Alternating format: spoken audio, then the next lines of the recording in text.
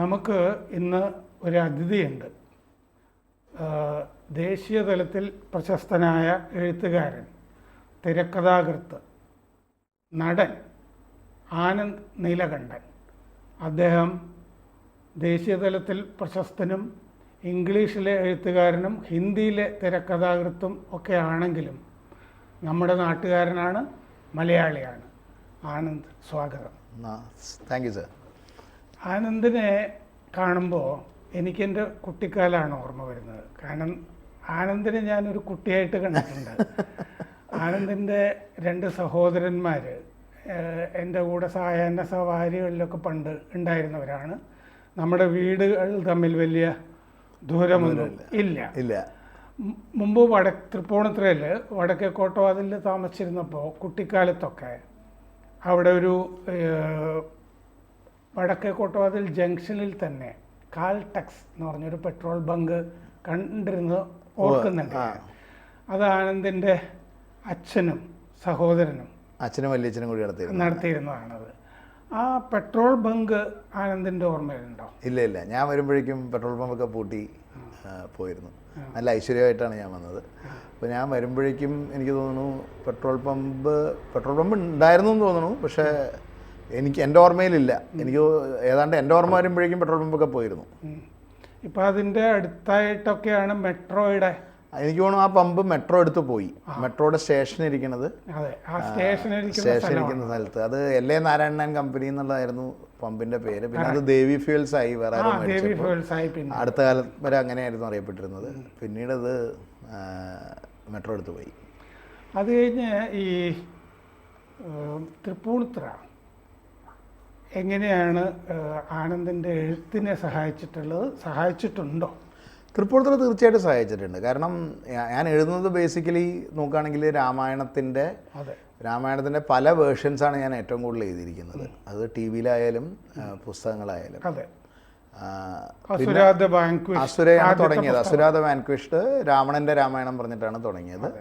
അത് എഴുതി കഴിഞ്ഞ ഉടനെ തന്നെ TV-യിൽ CK രാം എന്ന് പറഞ്ഞിട്ട് സ്റ്റാർ TV-യിൽ സീതയുടെ രാമായണം ചെയ്തു. പിന്നെ മഹാഭാരതത്തിൻ്റെ 2 പുസ്തകങ്ങൾ എഴുതി. Ajaya roll of the dice, rise of Kali എന്ന് പറഞ്ഞ് ഇതെല്ലാം 10 ഭാഷകളിൽ ലോകം മുഴുവൻ വന്നിട്ടുള്ളതാണ്. ദുര്യോധനൻ്റെ മഹാഭാരതം അത് മലനട ഒരുവണ പോയപ്പോൾ അത് കണ്ടിട്ട് അവിടുന്ന് ദുര്യോധന ക്ഷേത്രം കണ്ടപ്പോൾ ഞാൻ ആലപ്പുഴയിൽ ഇന്ത്യൻ ഓയിലിൻ്റെ മാനേജറായിട്ടിരിക്കുന്ന സമയത്ത് അതിൽ പോയപ്പോൾ അങ്ങനെ ചെയ്തതാണ്. പിന്നെ ഞാൻ എഴുതിയത് ബാലിയെ കേന്ദ്ര കഥാപാത്രമാക്കിയിട്ട് എഴുതിയതാണ്. അത് രാമായണം ബേസ്. അത് ചെയ്യുമ്പോൾ തന്നെയാണ് ഞാൻ സോണി TV-യിൽ സങ്കട് മോചൻ, മലയാളത്തിലേക്ക് വന്നിട്ടുണ്ട്, സങ്കട് മോചൻ മഹാബലി ഹനുമാൻ എന്ന് പറഞ്ഞിട്ടൊരു സീരീസ്. പിന്നെ ചക്രവർത്തി അശോക ചെയ്തു, അത് പിന്നെ ഹിസ്റ്റോറിക്കലാണ്. അതിൻ്റെ ഒപ്പം പിന്നെയാണ് ബാഹുബലിയിലേക്കൊക്കെ പോകുന്നത്. അപ്പം മെജോറിറ്റി പിന്നെ അതിനുശേഷം വീണ്ടും ഇപ്പോൾ ഓഡിബിളിൽ അവരുടെ ഏറ്റവും നന്നായിട്ട് കേൾക്കപ്പെടുന്ന ഒരു സാധനമാണ്. അതിപ്പോൾ പുസ്തകമായിട്ട് ഹാർപ്പർ കോളിൻസ് ഇറക്കുന്നുണ്ട്. പല രാമായണങ്ങൾ, മെനി രാമായണാസ് മെനി ലെസൺസ് എന്ന് പറഞ്ഞിട്ട് ഒരു 16 മണിക്കൂർ രാമായണത്തിനെ കുറിച്ചിട്ടുള്ളൊരു ലെക്ചർ സീരീസ് പോലുള്ളൊരു സാധനമാണ്. അതിപ്പോൾ പുസ്തകമായിട്ട് വരുന്നുണ്ട്. ഇപ്പോൾ സോണി TV-യിൽ ശ്രീമദ് രാമായണം എന്ന് പറഞ്ഞിട്ട് സോണി ലൈവിൽ ചെയ്തുകൊണ്ടിരിക്കുന്നുണ്ട്. അപ്പോൾ പുരാണം, ബാഹുബലിയും പിന്നെ ഒരു അശോക, പിന്നെ കുറച്ച് നെറ്റ്ഫ്ലിക്സിൽ ഇതിലൊക്കെ എഴുതിയ സീരീസുകൾ ഒഴിച്ചാൽ ഒരുമാതിരിപ്പെട്ട എല്ലാ രാമായണവും മഹാഭാരതത്തിനെയും അടിസ്ഥാനമായിട്ട് തൃപ്പൂണിത്തുറയെ കുറിച്ച് തന്നെയാണ് പറഞ്ഞു വരുന്നത്. അപ്പോൾ തൃപ്പൂണിത്തുറയിലെ ഉള്ള ക്ഷേത്രകലകളും ക്ഷേത്രവും ഈ കഥകൾ പറയാൻ ധാരാളം ആളുകൾ വരുന്നത്. എനിക്ക് ആദ്യം സമ്മാനം കിട്ടുന്നത് പുരാണ ക്വിസിനാണ്. 1ാം ക്ലാസ്സിൽ പഠിക്കുമ്പോൾ ചിന്മയിലാണ് ഞാനന്ന് തുടങ്ങിയത്. അന്ന് അമ്മന്നൂർ മാധവ ചാക്യാരുടെ കയ്യിൽ നിന്നാണ് ക്വിസിന് 2ാം സമ്മാനമാണ് കിട്ടുന്നത്, പുരാണ ക്വിസിന്. അത് 10 വയസ്സിന് മുകളിലൊരു കാറ്റഗറി ആയിരുന്നു. പക്ഷേ 5 വയസ്സുള്ളപ്പോൾ 6 വയസ്സുള്ളപ്പോൾ എനിക്ക് അതിൻ്റെ സമ്മാനം കിട്ടിയിരുന്നു. അതും തൃപ്പൂണിത്തുറയിൽ ഈ കഥകൾ കേട്ട് അമ്പലത്തിൽ കണ്ണംകുളങ്ങരയാണ് താമസിച്ചിരുന്നത്. കണ്ണംകുളങ്ങരയിൽ ധാരാളം കഥ പറയാൻ ഭാഗവതവധൂതിനൊക്കെ ആൾ വരും. ആ കഥകളാണ് കൂടുതൽ കേട്ടിരിക്കുന്നത്. അന്ന് മനസ്സിൽ പതഞ്ഞ കഥകളും അന്ന് മനസ്സിൽ വന്ന ചോദ്യങ്ങളുമാണ് പിന്നീട് വലുതായപ്പോൾ എഴുതി തുടങ്ങുന്നതും. ആ ബേസ് തന്നെയാണ് ഉള്ളത്. എഴുതാൻ കഴിയും എന്ന് തോന്നുന്ന ഘട്ടം ഏതാണ്? വളരെ വൈകിയാണ് എഴുത്തിലേക്ക് വന്നത്. എഞ്ചിനീയറിംഗ് കോളേജിൽ തൃശ്ശൂരിൽ പഠിക്കുന്നുണ്ടായിരുന്നു. വരയായിരുന്നു കൂടുതൽ, കാർട്ടൂണിങ് ആയിരുന്നു കൂടുതൽ ചെയ്തിട്ടുള്ളത്. പിന്നീട് കോളേജിൽ വെച്ച് ചില കഥകൾ ഫൈനൽ ഇയർ ആയപ്പോഴേക്കൊക്കെ എഴുതി തുടങ്ങി. അന്നും ഞാൻ എഴുതുന്നത് ഈ നർമ്മകഥകളും എൻ്റെ ആദ്യം പബ്ലിഷ് ചെയ്ത് വന്നത് വേറെ പേരിലാണ് കേട്ടോ. പാക്കനാരിലും ടിക് ടിക് എന്നൊക്കെ പറഞ്ഞ മാഗസിൻ അതിലൊക്കെ എഴുതിയോ? അതിലൊക്കെ ഹാസ്യകഥകളും പാരഡിയൊക്കെ വരുമായിരുന്നു. കാർട്ടൂണുകളും വന്നിട്ടുണ്ട് ടോംസിൽ. പിന്നെ ബാംഗ്ലൂർ വെച്ചാണ്. അന്ന് ഏത് പേരിൽ എഴുതിയിരുന്നത്? അന്ന് ആനന്ദ് കണ്ണൂർ എന്ന് പറഞ്ഞുള്ള പേരിലാണ് എഴുതിയിരുന്നത്. ആർക്കും അറിയാണ്ടിരിക്കാനായിട്ട്. അന്ന് കണ്ണൂർ താമസമാണ്. അപ്പോൾ ആനന്ദ് കണ്ണൂർ എന്ന് പറഞ്ഞിട്ടുള്ള പേരിലാണ്. ടിക്ടോക്കിൽ പാക്കനാരിലൊക്കെ രാഷ്ട്രീയ പാരഡികളാണ്. പാരഡിയും സറ്റയറുമാണ് കൂടുതൽ. ആക്ഷേപഹാസ്യം അന്നത്തെ രാഷ്ട്രീയക്കാരെ മലയാളത്തിൽ എഴുതിയിരുന്നത്. പിന്നെയാണിത് ഇംഗ്ലീഷിലേക്ക് ഷിഫ്റ്റ് ചെയ്യും അസുര എഴുതുകയൊക്കെ ചെയ്യുന്നത്. അപ്പോൾ ഒരു പരീക്ഷണം എന്നുള്ള രീതിയിൽ ചെയ്തതാണ്. ഇംഗ്ലീഷിൽ ഇത് എഴുതാൻ കൂടുതൽ ആളുകളിലേക്ക് എത്തും എന്ന് പറഞ്ഞ് ഇംഗ്ലീഷ് ഒന്ന് പോളിഷൊക്കെ ചെയ്തെടുത്തിട്ടാണ് എഴുതിയത്, ഇംഗ്ലീഷിലേക്ക് പോയത്. അതൊരു നല്ല തീരുമാനമായി, അറ്റ്ലീസ്റ്റ് എൻ്റെ കരിയറിനെ സംബന്ധിച്ച്. അതെ, ഈ അസുര മറ്റേ 10 ലക്ഷം കോപ്പിയൊക്കെ ചിലവായിട്ടുണ്ട്. അസുര ഇപ്പോൾ ഏകദേശം 17 ലക്ഷത്തോളമായി. 12 കൊല്ലമായല്ലോ സ്ഥിരമായിട്ട് വിറ്റുകൊണ്ടിരിക്കുന്ന ഒരു. അത് ആമസോണിൻ്റെ 100 പുസ്തകങ്ങൾ വായിച്ചിരിക്കേണ്ട 100 ക്ലാസിക്കുകളിൽ വന്നിട്ടുണ്ട്. അത് ഇപ്പോൾ ഇന്തോനേഷ്യൻ, തായ്, ശ്രീലങ്കൻ, ഇന്ത്യക്ക് പുറത്തേക്കും ജാപ്പനീസ്, പല ഭാഷകളിലേക്കും. ജാപ്പനീസ് വന്നിട്ടില്ല, ട്രാൻസ്ലേഷൻ നടക്കണം. പക്ഷേ ഇന്ത്യയിലെ എല്ലാ ഭാഷകളിലും, അതും അജയും ഒരു പരിധിവരെ വാനരയും എല്ലാ ഭാഷകളിലും വന്ന. ഈ കുറേ മുമ്പ് രമേശ് മേനോൻ, കിരൺ നഗാർക്കർ, ഇങ്ങനെ എനിക്ക് പരിചയമുള്ള ചില ആളുകളൊക്കെ ഈ മിത്തോളജിയിൽ നിന്ന് സംഗതികൾ എഴുതുന്നുണ്ടായിരുന്നു. ഇപ്പോൾ ആനന്ദിനെ പോലെ, അമീഷ് ത്രിപാഠിയൊക്കെ പോലെ കുറച്ച് ആളുകളുണ്ട്. ഈ മിത്തോളജിയിൽ ഈ മുമ്പ് ആളുകൾ അങ്ങനെ മിത്തോളജി ബേസ്ഡ് അല്ലാത്ത ഫിക്ഷനാണ് ചെയ്തുകൊണ്ടിരുന്നത്. ഇതെങ്ങനെയാണ് ഈ മിത്തോളജിക്ക് ഇത്രമാത്രം ശക്തി? സാർ ജ്ഞാനപീഠം എടുത്ത് ഞാൻ അവരായിട്ട് കമ്പയർ ചെയ്യില്ല കേട്ടോ. ജ്ഞാനപീഠം കിട്ടിയ എല്ലാ കണക്കൊന്നും എടുത്ത് നോക്കൂ സാർ. ഒരുമാതിരിപ്പെട്ട ഒരു 70-80% രാമായണ മഹാഭാരത ബേസ് ചെയ്തിട്ടുണ്ട് കിട്ടിയത് എല്ലാ ഭാഷകളിലും. അത് ഏതൊരു ലാംഗ്വേജും അല്ലെങ്കിൽ ഏതൊരു മീഡിയവും കമ്മിങ് ഓഫ് ഏജ് ആവുമോ, അതിനൊരു മെച്യൂരിറ്റി വരുന്ന സമയത്ത് ആ പീരീഡിൽ അത് ഇന്ത്യൻ പുരാണങ്ങളിലേക്ക് പോകും. ഇപ്പോൾ സിനിമകൾ നോക്കുക, സിനിമകൾ തുടങ്ങി എങ്ങനെ ടെലിവിഷൻ വന്നപ്പോൾ നോക്കൂ. ടെലിവിഷൻ വന്നപ്പോൾ നമുക്ക് ആദ്യം ഈ രാമായണം മഹാഭാരതമൊക്കെയാണ് വന്നത്. നമ്മുടെ സാറ്റലൈറ്റ് ടെലിവിഷൻ വന്ന സമയത്താണ് ഈ സ്റ്റാർ ടി വിയിൽ ഈ സിയാക്കെ രാം, അതിന് മുമ്പ് മഹാദേവ്, ഇങ്ങനെയുള്ള സീരിയലുകൾ വരുന്നത്. അതുപോലെ ഏത് മീഡിയവും ഇപ്പോൾ നമ്മുടെ ഫിലിംസ് ബ്രഹ്മാണ്ഡ സിനിമകൾ വന്നു തുടങ്ങുമ്പോൾ ഇപ്പോൾ രാമായണം മഹാഭാരതമൊക്കെ വീണ്ടും വരും. ഇപ്പോൾ ഞാൻ തിരക്കഥ എഴുതി ഇപ്പോൾ പൂർത്തിയാക്കി ഷൂട്ടിംഗ് നടന്നുകൊണ്ടിരിക്കുന്ന കർണൻ, രാകേഷ് പ്രകാശ് മേര ചെയ്യുന്ന 2 സിനിമ, 600 കോടിയുടെ പടം, 2 സിനിമയായിട്ടാണ്. രംഗ്ദേ ബസന്തിയും ബാഗ് മിൽക്ക ഭാഗത്തെ ഡയറക്ടറല്ലേ, അദ്ദേഹത്തിൻ്റെ ഡയറക്ഷനിൽ കർണൻ്റെ കഥ 2 ഭാഗങ്ങളായിട്ട് ശരിക്കും മഹാഭാരത യുദ്ധമൊക്കെ, അത് ഹോളിവുഡിലെ ടെക്നീഷ്യൻസാണ് ചെയ്യുന്നത്. അത് വരുന്നുണ്ട്, 4 ലാംഗ്വേജിൽസായിട്ട് വരുന്നുണ്ട്. 2026 വരിക. ഇപ്പോൾ സെറ്റൊക്കെ ഇട്ടുകൊണ്ടിരിക്കണം ബോംബെയിലും ഇന്ത്യക്ക് പുറത്തുമായിട്ട്. അപ്പോൾ വലിയ ബ്രഹ്മാണ്ഡ പടങ്ങൾ വരുമ്പോൾ നമ്മൾ പുറകോട്ട് ചരിത്രത്തിലേക്കും പുരാണങ്ങളിലേക്കും തിരിഞ്ഞ് പോയിട്ടുണ്ട് എല്ലാ കാലത്തും. അതേ തന്നെയാണ് ഇന്ത്യൻ ഇംഗ്ലീഷ് എന്നുള്ളതൊരു ഇന്ത്യൻ ലാംഗ്വേജായി മാറുന്ന സമയത്ത് ഇന്ത്യൻ ഇംഗ്ലീഷിൽ ധാരാളം ഇത്തരം കൃതികൾ വന്നു എന്നുള്ളത് സ്വാഭാവികമായിട്ടുള്ളൊരു കാര്യമാണ്. അപ്പോൾ ഈ മറ്റേ ബാഹുബലിയൊക്കെ ആയിട്ട് ബന്ധപ്പെട്ട് അതിൻ്റെ പ്രീക്വൽ വന്നിരുന്നല്ലോ.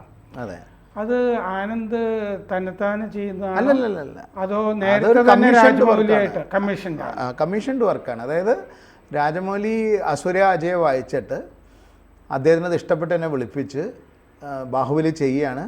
ഇതൊരു വലിയ ബാഹുബലി വേൾഡായിട്ട് എക്സ്പാൻഡ് ചെയ്യണമെന്ന് പറഞ്ഞിട്ട് 2 കഥാപാത്രങ്ങൾ ഇതിൽ നിന്ന് എടുത്തിട്ട് എങ്ങനെയാണ് വേണ്ടെന്ന് പറഞ്ഞു. ഇപ്പോൾ ഞാനാണ് പ്ലാൻ കൊടുത്തത്. ഞാൻ പുറകോട്ട് എഴുതാം, മുമ്പോട്ട് എഴുതണോ പുറകോട്ട് എഴുതണമെന്ന് ചോദിച്ചു. ഞാൻ പറഞ്ഞു പുറകോട്ട് എഴുതാം. കാരണം ഒരു സ്വാർത്ഥത ഉണ്ടായില്ല. ഞാൻ മുമ്പോട്ട് ചെയ്തിരുന്നെങ്കിൽ സിനിമയിലുള്ള കഥാപാത്രങ്ങൾ തന്നെ വന്നേനെ. അപ്പോൾ പിന്നെ എൻ്റെ ഒരു ഐഡൻറ്റിറ്റി കിട്ടില്ല അതിൽ. അപ്പോൾ ഞാൻ പുറകോട്ട് എഴുതണം എന്ന് പറഞ്ഞു. അങ്ങനെ കട്ടപ്പയും ശിവകാമിയും കേന്ദ്ര കഥാപാത്രങ്ങളുടെ അവരുടെ ചെറുപ്പകാലം വെച്ചിട്ട് അത് മലയാളത്തിൽ DC പബ്ലിഷ് ചെയ്തിട്ടുണ്ട്. 3 ബുക്കുകൾ ഇംഗ്ലീഷിലാണ് എഴുതിയത്, എല്ലാ ഭാഷകളിലും വന്നാണത്. 3 ബുക്കുകൾ പ്രീക്വലായിട്ട് എഴുതി. അതൊരു വലിയ ഗെയിം ഓഫ് ത്രോൺസ് ഒക്കെ പോലെ ഒരു വലിയ സീരീസ് ആവാൻ നെറ്റ്ഫ്ലിക്സ് വലിയ പൈസ കൊടുത്ത് രാജമൗലിയുടെ അടുത്ത് മേടിച്ചിരുന്നു അതിൻ്റെ റൈറ്റ്സ്. എനിക്ക് കമ്മീഷൻ വർക്കാണല്ലോ, ഞാൻ അത് എഴുതി കൊടുത്താണ്. പക്ഷേ അതിൻ്റെ ക്ലൈമാക്സ് ഷൂട്ടിങ്ങിന് മുമ്പ് കോവിഡ് വന്നു. അപ്പോൾ ക്ലൈമാക്സ് ഷൂട്ട് ചെയ്യാൻ പറ്റിയില്ല. വലിയ വാറാണ് ലാസ്റ്റ് സീസണ്. അത് കഴിഞ്ഞ് 3 കൊല്ലം കഴിഞ്ഞപ്പോഴേക്കും ഈ ആക്ടേഴ്സിൻ്റെ ഒക്കെ ലുക്കും മാറി, അവരൊക്കെ വേറെ ഇതിലേക്ക് പോയി. അപ്പോൾ ഇപ്പോൾ ആ പ്രൊജക്റ്റ് എഴുതി തള്ളിയ പോലെയായി നെറ്റ്ഫ്ലിക്സ്. അതിപ്പോൾ സ്റ്റെയിൽമേറ്റാണ്. ചിലപ്പോൾ റിവൈവ് ചെയ്യാൻ നോക്കേണ്ടവർ 5 വർഷം 6 വർഷം കഴിഞ്ഞില്ലേ ആക്ട് ചെയ്ത ആൾക്കാരുടെയൊക്കെ. അപ്പോൾ അതിൽ കുട്ടികളായിട്ടുള്ള കഥാപാത്രങ്ങളൊക്കെ വലുതായി. കോവിഡിൽ ഒളിച്ചു പോയ ഒരു വലിയ പ്രൊജക്റ്റായിരുന്നു അത്. അപ്പോൾ അതിനുവേണ്ടി തന്നെയാണ് ചെയ്തത്, നെറ്റ്ഫ്ലിക്സിൽ ചെയ്യാൻ വേണ്ടിയിട്ടാണ് ഈ സാധനം ചെയ്തത്. ഈ മലയാളത്തിൽ ഇതുപോലത്തെ സ്ക്രിപ്റ്റോ ഇപ്പോൾ പെൺ രാമായണം എന്നൊരു പുസ്തകമില്ലേ മാതൃഭൂമി ഇറക്കിയിട്ടുള്ളത്, അത് വാൽമീകീസ് വിമൻ എന്ന് പറയുന്ന എൻ്റെ ഇംഗ്ലീഷ് പുസ്തകത്തിൻ്റെ ഞാൻ തന്നെ ട്രാൻസ്ലേഷൻ ഞാൻ രണ്ടാമത് എഴുതി മലയാളത്തിന് വേണ്ടിയിട്ട്, ട്രാൻസ്ലേറ്റ് ചെയ്തില്ല, രണ്ടാമത് ആ കഥ ചെയ്തത്. ചെറിയ വ്യത്യാസങ്ങളുണ്ട് അതിൽ. മലയാളത്തിൻ്റെ ശൈലിയിൽ തന്നെ മലയാളത്തിൽ എഴുതിയതാണ് പെൺ രാമായണം. ഇംഗ്ലീഷിലത് പെൻഗ്വിൻ വെസ്റ്റ് ആൻഡ് പബ്ലിഷ് ചെയ്ത വാൽമീകീസ് വിമൻ എന്ന് പറഞ്ഞ ബുക്കാണത്. അതുപോലെ കുട്ടികൾക്ക് വേണ്ടിയിട്ടുള്ള ഇപ്പോൾ 4 ബുക്കായി. അത് ക്യാച്ച് ദം യങ് എന്നുള്ള രീതിയിൽ ചെയ്യുന്നതാണത്. അത് പെൻഗ്വിൻ്റെ 3 ബുക്ക് പെൻഗ്വിൻ പബ്ലിഷ് ചെയ്തത്. അത് അസുര കിഡ്സ് എന്ന് പറഞ്ഞിട്ട്, പിന്നെ കുട്ടികൾക്ക് ചാപ്റ്റർ ബുക്സ് ഇറക്കുന്നുണ്ട്. ഇപ്പോൾ അതിപ്പോൾ സുധാമൂർത്തിയും റസ്കിൻ ബോണ്ടും ചെയ്യുന്നുണ്ട്. അതുപോലെ ഇപ്പോൾ ഞാനായിട്ടും ഒരു കരാറ്. ചാപ്റ്റർ ബുക്ക് ഇപ്പോൾ 3 ഓതേഴ്സിനേ ഉള്ളൂ പെൻഗ്വിൻ്റെ. അതിൽ എങ്ങനെയാണെന്ന് വെച്ച് കഴിഞ്ഞാൽ ഒരു കഥ, നമ്മൾ പണ്ട് ഇവരൊക്കെ മാലിയൊക്കെ പറഞ്ഞിരുന്ന പോലെ ഒരു കഥ ചിത്രങ്ങളോടുകൂടി ഒരു ബുക്കാക്കും. ഇപ്പോൾ 30 പേജേ ഉണ്ടാവുള്ളൂ, ചെറിയ കൊച്ചു കുട്ടികൾക്കാണ്. അപ്പോൾ അത് നാരദൻ്റെ കഥകൾ ഞാനിങ്ങനെ അതാകുമ്പോൾ തമാശയൊക്കെ ഉണ്ടാവല്ലോ, കുട്ടികൾ ചിരിക്കാൻ വേണ്ടി അത് എഴുതി പോകുന്നുണ്ട്. പിന്നെ മഹി എന്ന് പറഞ്ഞിട്ട് ഹാർപ്പർ കോളിൻസ്, അതിപ്പോൾ അനിമേഷൻ ഫിലിം ആവുന്നുണ്ട്. ഹാർപ്പർ കോളിൻസ് പബ്ലിഷ് ചെയ്ത ഒരു പറക്കാൻ ആഗ്രഹിച്ച ഒരു ആനയുടെ കഥ, അത് 10 വയസ്സുള്ള കുട്ടികൾക്കാണ്. പിന്നെ അസുരമാർഗം എന്ന് പറഞ്ഞിട്ട് എന്തുകൊണ്ട് അഹങ്കാരം വേണം, എന്തുകൊണ്ട് നമ്മുടെ ലോകായത്ത ചാർവാക സിദ്ധാന്തം അനുസരിച്ച് ഭാരതീയ ദർശനങ്ങളിൽ ചാർവാക സിദ്ധാന്തത്തെ അടിസ്ഥാനപ്പെടുത്തിയിട്ടുള്ള ഒരു പുസ്തകമാണ് അസുരമാർഗ എന്ന് പറഞ്ഞ് ജയ്ക്കോ. ഇപ്പോൾ നോൺ ഫിക്ഷനിൽ ബെസ്റ്റ് സെല്ലർ ലിസ്റ്റിലുണ്ട് അത് ഓൾ ഓവർ ഇന്ത്യ. അതിപ്പോൾ മലയാളത്തിലൊക്കെ വരും. അസുരമാർഗം എന്ന് പറഞ്ഞിട്ട് എഴുതിയ അസുരാവേ എന്ന് പറഞ്ഞ ഇതിൽ ബുക്ക്. ഈ മിത്തോളജി നമ്മൾ ഇത്രമാത്രം ആളുകൾ മറ്റേ വായനക്കാരുടെ ശ്രദ്ധയൊക്കെ കിട്ടുന്നതിൻ്റെ പിന്നിൽ ഇന്ത്യയിലെ രാഷ്ട്രീയ മാറ്റങ്ങളുമായിട്ട് വല്ല ബന്ധമുണ്ടോ? ഇന്ത്യയിൽ രാഷ്ട്രീയ മാറ്റം വരുന്നതിന് മുമ്പ് തന്നെ റാദർ തിരിച്ചാണ് ഞാൻ പറയുക. രാഷ്ട്രീയം ഇതിനെയാണ് ഫോളോ ചെയ്യുന്നത്. ഇതെന്നും നമ്മുടെ രക്തത്തിലുള്ളതാണിത്. അതിനെ രാഷ്ട്രീയം ഉപയോഗപ്പെടുത്തി എന്നുള്ളതാണത്. അപ്പോൾ രാഷ്ട്രീയ മാറ്റമായിട്ടുള്ള ബന്ധം എന്ന് പറഞ്ഞു കഴിഞ്ഞാൽ എൻ്റെ ഇപ്പോൾ പലതും ഇപ്പോൾ ടെലിവിഷൻ സീരീസ് ആണെങ്കിൽ അത് ഭക്തി ആണ് അതിൻ്റെ വികാരം എന്ന് പറയുന്നത്. ഇപ്പോൾ ഹനുമാനെ പ്രകീർത്തിക്കുന്ന സീരീസ്, ഇപ്പോൾ ശ്രീമദ് രാമായണം ശരിക്കുള്ള രാമായണമാണ്. നമ്മൾ വാൽമീകിയും തുളസിദാസിനെ ബേസിക്കലി വാൽമീകി രാമായണം വെച്ചിട്ട് രാമനെ ഭഗവാനായിട്ട് കണ്ട് രാവണനെ ദുഷ്ടകഥാപാത്രമാക്കി കാണുന്ന സാധാരണഗതിയിലുള്ള രാമായണമാണ് ശ്രീമദ് രാമായണം. അത് പക്ഷേ നല്ല പാട്ടൊക്കെ ആയിട്ട് ഭക്തജനങ്ങൾക്ക് വേണ്ടി തന്നെ എഴുതിയിരിക്കുന്ന സാധനമാണത്. അതേ ഞാൻ തന്നെ നേരെ തിരിച്ചാണ് എഴുതുന്നത്. 2 പുസ്തകങ്ങളും അത് ഇന്ത്യക്കാരുടെ ഭാരതീയർക്ക് ഉള്ളൊരു മാത്രമുള്ളൊരു കേപ്പബിലിറ്റിയാണത്. വിരുദ്ധമായ ചിന്തകളെ ഒരേ സമയം മനസ്സിൽ കൊണ്ടു കിടക്കാനും താലോലിക്കാനും പറ്റുന്നൊരു കഴിവ്. രാവണനെ ശിവക്ഷേത്രത്തിൽ രാവണനില്ലാത്ത ശിവക്ഷേത്രമില്ലല്ലോ. രാമനെയും രാവണനെയും ഒന്നിച്ച് ആരാധിക്കാൻ പറ്റുന്നവരാണ്. ഇപ്പോൾ DMK ഒക്കെ പറയണ പൊളിറ്റിക്സ് എന്ന് പറയുന്നത് അവർക്ക് ഇന്ത്യ ശരിക്കും മനസ്സിലാവാത്തതുകൊണ്ടാണ്. രാവണനെ രാമൻ്റെ എതിരാളിയായിട്ട് കണ്ട് ഉയർത്തിക്കൊണ്ട് വരുന്ന സമയത്ത് ക്ഷേത്രങ്ങളിൽ തന്നെ ഇത് രണ്ടും ഒന്നിച്ച് വെക്കുന്ന ഒരു സംസ്കാരത്തോടാണ് ഇത് ഏറ്റുമുട്ടുന്നത് എന്നുള്ളത് മനസ്സിലാക്കുന്നില്ല. അപ്പോൾ രണ്ടും പോകുന്നുണ്ട്. ഇപ്പോൾ രാമായണം അസുര വായിക്കുന്നവർ തന്നെ രാമായണം വായിക്കുന്നുണ്ട്. അപ്പോൾ ഞാൻ പ്രത്യേകിച്ച് എനിക്ക് തോന്നുന്നു രാഷ്ട്രീയം മാറ്റിവെക്കുക. ഉത്തരേന്ത്യയിലേക്ക് പോയി ഞാൻ വളരെയധികം പല സ്ഥലങ്ങളിലും സംസാരിച്ചിട്ടുണ്ട്. ഹനുമാൻഗഡിയിൽ വരെ, അതായത് അയോധ്യയിലെ ഹനുമാൻഗഡിയിൽ വരെ അവിടെയുള്ള സ്വാമിജിയുടെ മുമ്പിൽ ഇരുന്നിട്ട് ഞാൻ രാമനെ വിമർശിച്ചിട്ട് സംസാരിക്കാറുണ്ട്. ഇന്ന പ്രശ്നങ്ങളുണ്ട്. അവർ വളരെ ഇൻ്റലക്ച്വലായിട്ട് അത് കേട്ടുകൊണ്ടിരിക്കുകയും സംസാരിക്കുകയും ചെയ്യും. 2 രീതിയിലും തിരിച്ചെനിക്ക് ഇത്രയും പറയാൻ പറ്റുമെന്ന് എനിക്കറിയില്ല വന്നിട്ട്. അത് കാണിക്കുന്നത് ഒരു ഉന്നതമായ ഒരു സംസ്കാരമാണ്. രാഷ്ട്രീയമല്ല ഞാൻ പറഞ്ഞത്. രാഷ്ട്രീയത്തിൽ പല കോമാളിത്തരവും പല രാഷ്ട്രീയക്കാരും കാണിക്കും. പക്ഷേ കാശിയിൽ പോയിട്ട് അയോധ്യയിൽ പോയിട്ട് പല യൂണിവേഴ്സിറ്റികളിൽ പോയിട്ട് ഇതുപോലെ ഞാൻ പറഞ്ഞില്ലേ, ഇദ്ദേഹത്തിൻ്റെ വീട്ടിൽ വെച്ചിട്ടായിരുന്നു അന്നൊരു ഇത് നടന്നത് അയോധ്യയിൽ.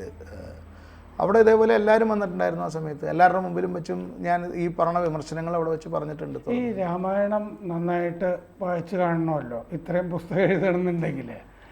ഇതിൽ ഈ ബാലിവധവും ജംബൂകവധവും ഇത് രണ്ടിനെയും സംബന്ധിച്ച് കേരളത്തിലെ പ്രത്യേകിച്ച് ഇടതുപക്ഷം എപ്പോഴും ഈ രാമനെ ആക്രമിക്കാനായിട്ട് ഉപയോഗിക്കാറുണ്ട്.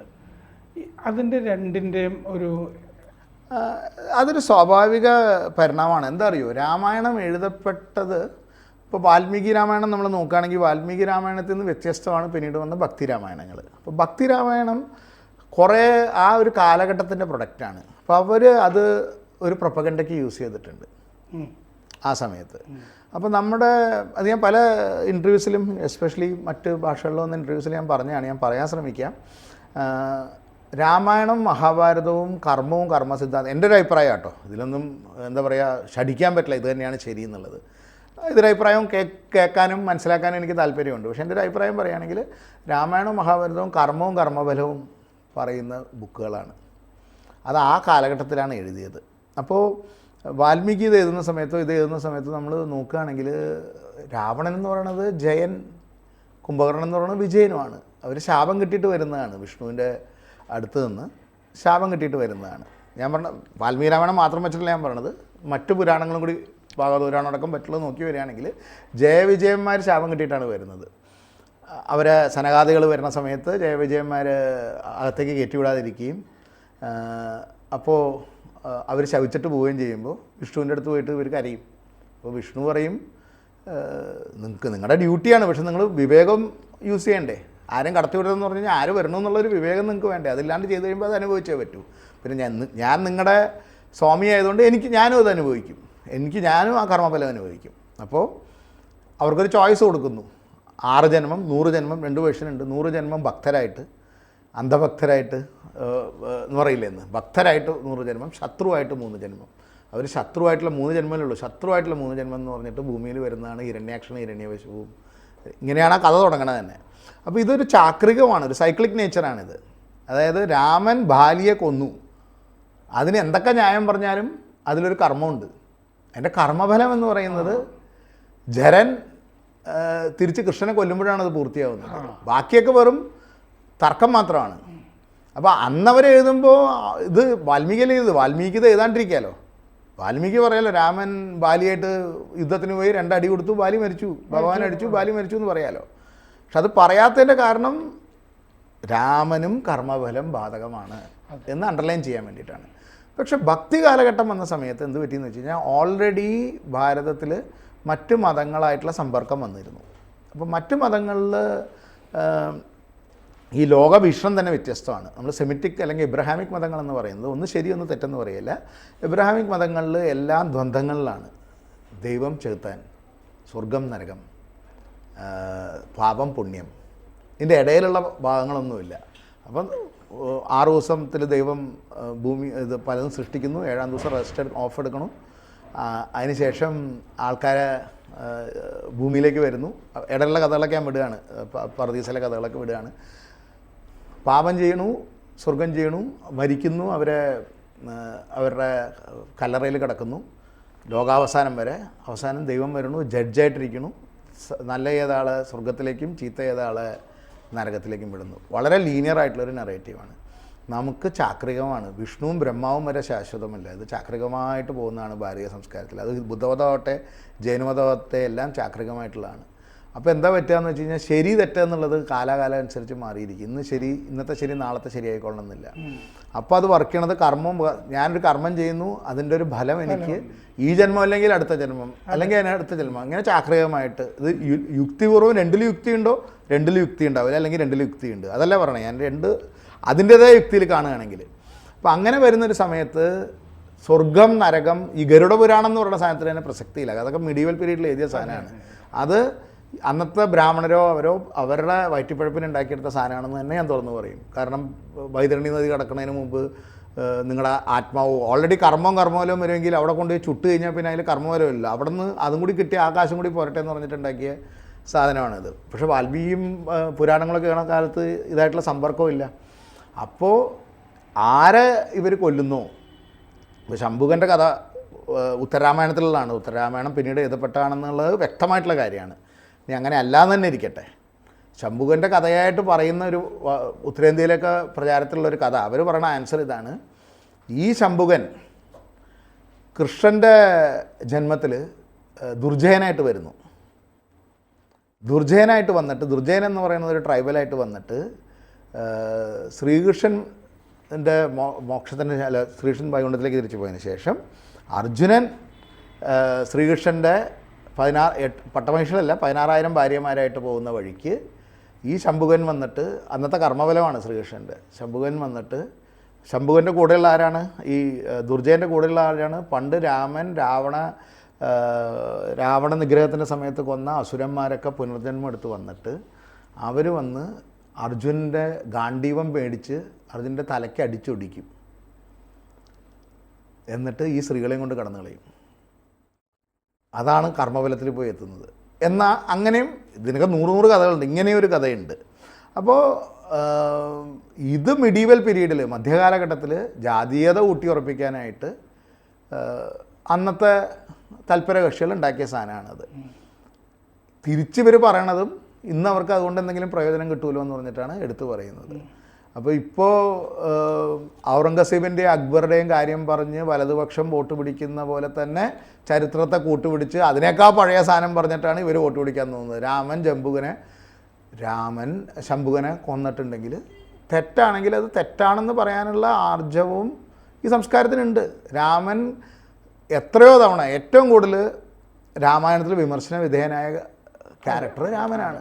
അത് എല്ലാ സംസ്കൃത തമിഴ് നാടകങ്ങളിൽ ഇന്നൊന്നുമല്ല, എത്രയോ കാലഘട്ടം മുതൽ ഭർതൃഹരിയുടെ ഇത് മുതൽ എല്ലാത്തിലും രാമനെ ഭഗവാനായിട്ട് കാണുമ്പോൾ വരെ ദൈവം വിമർശനാതീതനല്ല എന്നുള്ളൊരു ധാരണ ഇന്ത്യയിലില്ല. ദൈവം എന്നുള്ളൊരു കോൺസെപ്റ്റ് തന്നെ ഇല്ലല്ലോ. ഇല്ല, മനുഷ്യനായിട്ടാണ്. അപ്പോൾ ഇപ്പോൾ വേറൊരു ഉദാഹരണം പറയുകയാണെങ്കിൽ, നമ്മുടെ കൃഷ്ണന് മുമ്പ് മരിച്ചുപോയ 6 കംസനെ തലക്കടിച്ച് കൊല്ലുന്ന 6 കുട്ടികളുണ്ടല്ലോ. ഇതിൻ്റെയൊക്കെ കഥ രസമാണ് വായിച്ചു പോയപ്പോൾ. 6 പേര് കംസൻ ഇതിനു മുമ്പ് ബലരാമന് മുമ്പുള്ള 6, ബലരാമൻ്റെ ഇത് രോഹിണിയിലേക്ക് മാറ്റിയായിരുന്നു. ഈ 6 പേരെ തലക്കടിച്ച് കൊല്ലും. ഇതാരാണ് ഈ കുട്ടികൾ എന്നുള്ള ചോദ്യം. അപ്പം അതിങ്ങനെ ഭാഗവതത്തിലെടുത്ത് വായിക്കുകയാണെങ്കിൽ അതിൽ പറയണത് ഈ 6 പേര് ബ്രഹ്മാവ് സരസ്വതിയെ കല്യാണം കഴിച്ചപ്പോൾ ബ്രഹ്മാവിനെ വിമർശിച്ചു, കളിയാക്കി ചിരിച്ചു, മകളെ തന്നെ കല്യാണം കഴിക്കണമെന്ന്. അപ്പോൾ അതൊരു ഡിബേറ്റാണ്. ബ്രഹ്മാവ് സൃഷ്ടി ഉണ്ടാക്കുന്ന ആളാണ്, എല്ലാവരും മക്കളാണ്. അപ്പോൾ ആരെങ്കിലും കല്യാണം കഴിക്കണം എന്നുണ്ടെങ്കിൽ കല്യാണം കഴിക്കേണ്ട കാര്യമുണ്ടോ എന്നുള്ളതൊക്കെയുള്ള വേറെ ചോദ്യം. അത് മകൾ തന്നെയായിട്ടായിരിക്കും വരിക. അപ്പോൾ അവരുടെ ആർഗ്യുമെൻ്റ് ഇതാണ്, ഞങ്ങൾ പറഞ്ഞത് സത്യമല്ലേ, പിന്നെ അപ്പോൾ ബ്രഹ്മാവ് ശപിക്കും നിങ്ങൾ അസുരന്മാരായിട്ട് ജനിക്കട്ടെ എന്ന്. അപ്പോൾ ഇവർ ആർഗ്യൂ, ഞങ്ങൾ പറഞ്ഞ സത്യമല്ലേ, കളിയാക്കിയത് ശരിയായിരിക്കാം, ഞങ്ങൾ പറഞ്ഞത് സത്യമല്ലേ, ഞങ്ങളുടെ വിമർശനം ശരിയല്ലേ എന്ന്. അപ്പോഴാണ് ബ്രഹ്മാവ് പറയുന്നത് ശരിയാണ്, അപ്പോൾ നിങ്ങൾ ഉടനെ തന്നെ അതിൻ്റെ കർമ്മഫലം അനുസരിച്ച് നിങ്ങൾ പറഞ്ഞതിൽ സത്യമുള്ളതുകൊണ്ട് നിങ്ങൾ ജനിച്ച ഉടനെ മരിച്ച് നിങ്ങൾ തിരിച്ചിങ്ങോട്ട് വരും എന്ന് പറയും. അപ്പോൾ ബ്രഹ്മാവിനെ വരെ കളിയാക്കി ചിരിക്കുന്ന, വിഷ്ണുവിനെ വിമർശിക്കുന്ന, വിഷ്ണുവിനെ അങ്ങോട്ട് ശപിക്കാൻ കഴിയുന്ന മഹർഷിമാരുള്ള അങ്ങനെയുള്ളൊരു സംസ്കാരത്തിൽ രാമൻ ശംഭുവിൻ്റെ ആ കാലഘട്ടത്തിൽ രാമൻ തെറ്റ് ചെയ്തിട്ടുണ്ടെങ്കിൽ തെറ്റ് തന്നെയാണെന്ന് പറയാൻ പറ്റണം നമുക്ക്.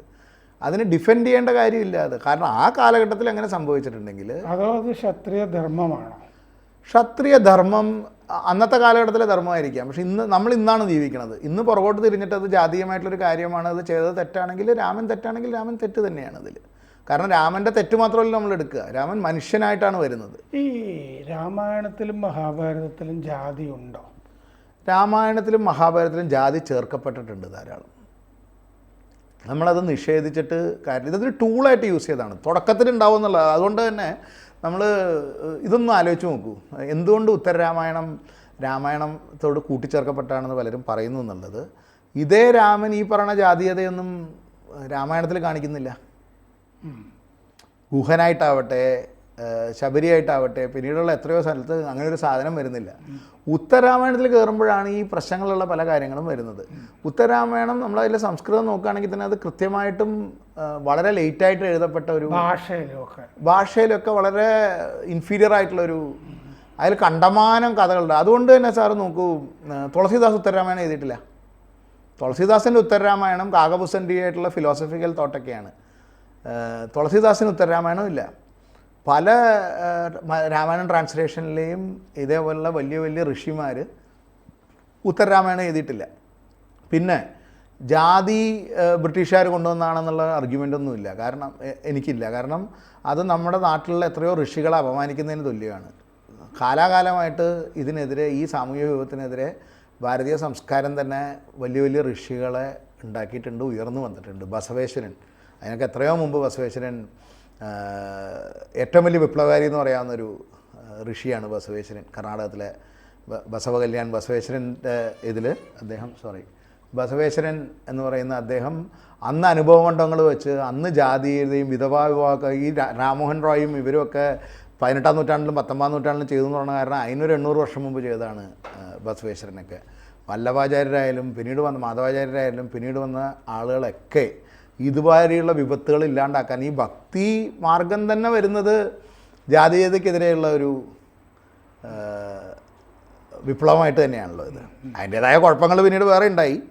യുക്തി പോയി വെറും ഭക്തി മാത്രമായി. അതെല്ലാ സാധനവും കാലാകാലത്തിൽ പരിഷ്കരിക്കും. ഈവൻ ബുദ്ധനോട് എത്ര കാലം ബുദ്ധമതം ഉണ്ടാവുമെന്ന് ചോദിച്ചപ്പോൾ ബുദ്ധൻ പറഞ്ഞത് 1000 വർഷം, അതിലപ്പുറം നിന്ന് കഴിഞ്ഞാൽ പ്രശ്നമാണെന്നുള്ളതാണ്. അത് എന്നും പരിഷ്കരിക്കണം എന്ന് പറയുന്ന, ഒരിക്കലും പരിഷ്കരിക്കാൻ പാടില്ല എന്ന് പറയുന്ന ഒരു കോൺസെപ്റ്റ് ഒരുപക്ഷെ നമ്മൾ ഈ സെമിറ്റിക് ആയിട്ടുള്ള റിലിജൻസിൽ നിന്ന് കടം കൊണ്ടതാവാം. എപ്പോഴും പരിഷ്കരിച്ചുകൊണ്ട് പോകേണ്ട സാധനങ്ങളാണ്. മൂല്യങ്ങൾ മാത്രമേ സനാതനമായിട്ടുള്ളൂ. റിച്വൽസും മറ്റുള്ള സാധനങ്ങളും ഇന്ന് ശരി ഇന്ന് തെറ്റെന്ന് പറയുന്ന സാധനങ്ങൾ കാലാകാലം അനുസരിച്ച് പോകും. അല്ലെങ്കിൽ ഒരൊറ്റ അവതാരം മതിയല്ലോ. എന്തിനാണ് വീണ്ടും വീണ്ടും അവതാരങ്ങൾ വരുന്നത്? രാമൻ ചെയ്തതിനെതിരാണെല്ലാം കൃഷ്ണൻ ചെയ്യുന്നത് അല്ലേ? രാമൻ എന്തൊക്കെ ചെയ്തില്ലയോ അതൊക്കെ കൃഷ്ണൻ ചെയ്യുന്നുണ്ട്. അത് കാലാകാലമായിട്ട് പരിഷ്കരിച്ച് പോകുന്ന കാര്യങ്ങളാണത്. ഇപ്പോൾ വിമർശിക്കുകയാണെങ്കിൽ വിമർശന ബുദ്ധിയ എടുക്കുക തന്നെ വേണം. അത് തെറ്റാണെങ്കിൽ തെറ്റ് തന്നെയാണ്. രാമൻ ചെയ്താണെങ്കിലും തെറ്റ്. അത് തമിഴിൽ പണ്ട് ശിവാജി ഗണേശൻ ചെയ്തൊരു പടമില്ലേ, അതിൽ വരുന്നില്ലേ, നക്കീരൻ. ശിവാജി ഗണേശൻ ചെയ്തൊരു തമിഴ് ശൈവ ടൈലാണല്ലോ അത്. ശിവൻ വന്നിട്ട് കവിത എഴുതി കൊടുക്കുമല്ലോ. ശിവൻ കവിത എഴുതി പാണ്ഡ്യരാജാവിൻ്റെ മുമ്പിൽ പ്രസൻറ്റ് ചെയ്യും.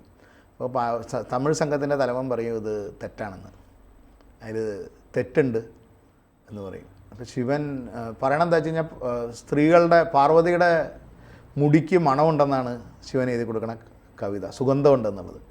നക്കീരൻ പറയുമോ തെറ്റാണെന്ന്. അപ്പോൾ ശിവൻ വിശ്വരൂപം കാണിക്കും. എന്നിട്ട് പറയും ഞാനാണ് പറയണത്, എൻ്റെ ഭാര്യയെക്കുറിച്ചാണ് പറയുന്നത്, തെറ്റാണോ എന്ന് പറയും. ഇങ്ങനെ പറഞ്ഞ് ശിവനാണെങ്കിലും ബ്രഹ്മാവാണെങ്കിലും തെറ്റ് തന്നെയാണെന്ന് പറയും. ഇതൊക്കെ അണ്ടർലൈൻ ചെയ്ത് പോയൊരു സംസ്കാരമാണിത്. അപ്പോൾ അതിനുള്ളൊരു കോൺഫിഡൻസ് ഇല്ലായ്മ കൊണ്ടാണ് ഇതൊക്കെ കേൾക്കുമ്പോൾ ആൾക്കാർ വിരളി പിടിക്കണതും വിമർശനങ്ങളോട് ഭ്രാന്ത് പോലെ റിയാക്ട് ചെയ്യുമ്പോഴാണ് ഇതുപോലുള്ള വിമർശനങ്ങളായിട്ട് ആളുകൾ വരിക. അതെ, ഇവിടെ ഒരു പത്രാധിപർ പണ്ട് ദൈവം തെറ്റ് ചെയ്താലും ഞാൻ റിപ്പോർട്ട് ചെയ്യും എന്ന് പറഞ്ഞിട്ടുണ്ട്. അതാണ് അഭികാമ്യം. അതാണ് ഇന്ത്യയുടെ രീതി അല്ലേ? ഇന്ത്യയുടെ രീതി ഭാസൻ മുതൽ ഇങ്ങോട്ട് എല്ലാവരും വിമർശിക്കേണ്ട സമയത്ത് ഏറ്റവും നല്ല വിമർശനം, പാണ്ഡവന്മാർക്കെതിരെയുള്ള ഏറ്റവും നല്ല വിമർശനം എവിടെയാണ് കാണുക? കുഞ്ചൻ നമ്പ്യാരുടെ കല്യാണ സൗഗന്ധ്യത്തിൽ ഹനുമാനെ കൊണ്ട് കുഞ്ചൻ നമ്പ്യാർ പറയിക്കണതിൽ അത്രയൊന്നും വേറെ ആരും എഴുതിയിട്ടില്ല. പിന്നീട് ഹനുമാൻ പരിഹാസ രൂപേണ കല്യാണ സൗഗന്ധ്യത്തിൽ ഞാൻ ആദ്യം കേട്ടപ്പോൾ എനിക്ക് ഏറ്റവും ഇഷ്ടപ്പെട്ടൊരു ഭാഗമാണ്. ഞാൻ എൻ്റെ അജയിൽ അത് ധാരാളം യൂസ് ചെയ്തിട്ടുണ്ട്. കുഞ്ചൻ നമ്പ്യാർ ഹനുമാനെ കൊണ്ട് പാണ്ഡവപക്ഷത്തെ വിമർശിക്കുന്ന അത്രയും വിമർശനം ഒരു ബുക്കുകളിലും പിന്നീട് വന്നിട്ടില്ല. അതൊരു കോൺഫിഡൻസ് സിവിലൈസേഷൻ്റെ തർക്കത്തിലൂടെയല്ലേ എല്ലാം വളർന്നത്. ഉപനിഷത്ത് തർക്കമാണ്, ഗീത തന്നെ തർക്കമാണ്. അങ്ങോട്ടും ഇങ്ങോട്ടും തർക്കിച്ചാണ് ഇവിടെ എല്ലാം. ശങ്കരൻ്റെ ദിഗ്വിജയം എന്ന് പറയുന്നത് അലക്സാണ്ടറുടെ ദിഗ്വിജയം പോലെയല്ലോ, ആയിരങ്ങളെ കൊന്നൊടുക്കിയിട്ടല്ല ദിഗ്വിജയം ചെയ്യുന്നത്. തർക്കിച്ചിട്ട് തന്നെയാണ് ജയിക്കുന്നത്. തർക്കിക്കാൻ വരണവനെ കൈയും കാലും വെട്ടുകയും തല വെട്ടുകയും ചെയ്യുന്നൊരു സംസ്കാരം ആയിക്കൂടായത്. അങ്ങനെ പോവുകയാണെങ്കിൽ അത് ഇതിൻ്റെ നാശമാണ്. ഇത് പിടിച്ചു നിൽക്കാൻ കാരണം തന്നെ ഇത്രയും കാലം ഇത്രയും ആക്രമണങ്ങൾ നടന്നിട്ടും ഇത്രയും കൊളണൈസേഷൻ ഇതൊക്കെ നടന്നിട്ടും പിടിച്ചു നിൽക്കാനുള്ള കാരണം അത് കോൺഫിഡൻ്റായിട്ട് എല്ലാ വിമർശനങ്ങളെയും ഉൾക്കൊള്ളുകയും അതനുസരിച്ചിട്ട് മാറിക്കൊണ്ടേയിരിക്കുകയും ചെയ്യുന്നതുകൊണ്ടാണ്. ഒന്ന് ഓർത്ത് നോക്കുക, നമ്മൾ മാറാതിരുന്നില്ലെങ്കിൽ ഇന്ന് എന്തൊക്കെ മാമൂലുകളോടുകൂടിയായിരിക്കും നമ്മളിവിടെ കേരളത്തിൽ ജീവിച്ചു കാണുക. നാരായണ ഗുരുവും അതിനു മുമ്പ് ചട്ടമ്പി സ്വാമികളുടെയും നടരാജഗുരുവിൻ്റെ ആ ഒരു ചട്ടമ്പി സ്വാമികളും അതിനു മുമ്പുള്ള അയ്യാവൈകുണ്ഠ സ്വാമികളുടെയൊക്കെ ഒരു പീരീഡ് ഇല്ലായിരുന്നുണ്ടെങ്കിൽ നമ്മൾ എങ്ങനെയായിരിക്കാം കേരളത്തിൽ നിന്ന് ജീവിച്ചു കാണുക? എന്തൊക്കെ മാമൂലുകൾ മാറി നമ്മുടെ. അപ്പോൾ ഹിംസയില്ലാതെ തർക്കിച്ച് നമുക്ക് മുമ്പോട്ട് പോകാം. നന്ദി. കൂടുതൽ വാർത്തകളും വിശേഷങ്ങളും നിങ്ങളിലേക്ക് എത്താൻ ABC മലയാളം സബ്സ്ക്രൈബ് ചെയ്യുക, ബെൽ ബട്ടണും അമർത്തുക.